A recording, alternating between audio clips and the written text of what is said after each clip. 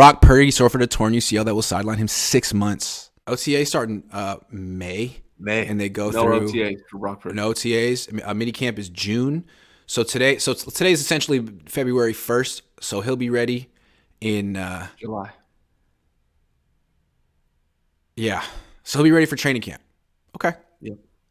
Okay. Yeah. Still, that sucks. This could have been an offseason where he was at like Tom House, working on his arm strength and that kind of stuff. And now you wonder, like, what's his arm actually going to be like after this procedure? Will he have less arm strength? Let's and that just means that's when he's be able to come back. I don't think that necessarily means he's going to be. We're gonna have to look into it more. But if he's out for 6 months because of this injury, does that really mean he's able to perform in July?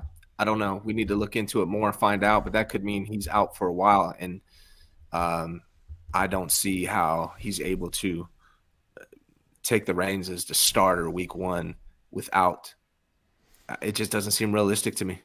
Well, real quick, Dr. Nirav Pandya, friend of the show, has been on with me before many times. Great guy, very smart. He's always on top of this stuff. So on Twitter, Adam Schefter wrote this 20 minutes ago, and Dr. Pandya is already on 9 minutes ago and says, in general, that timeline lines up with a likely UCL repair, repairing the ligament back to bone as opposed to a full-on reconstruction, completely replacing the ligament, which has a 9 to 12-month recovery.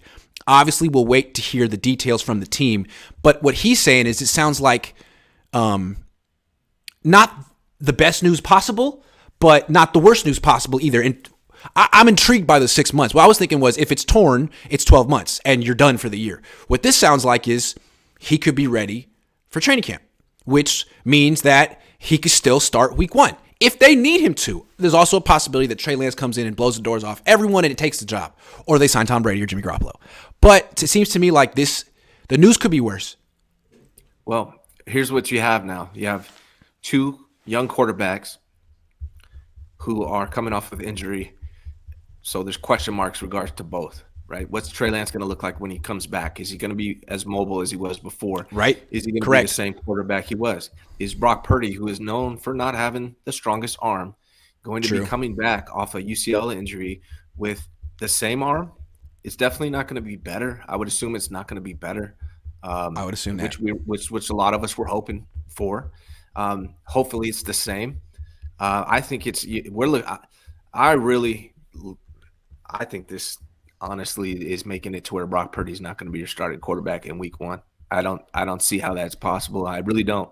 I think coming back from an injury of this magnitude, July, I don't know. This is crazy, man. Another 7th year, we're down to question marks at quarterback again.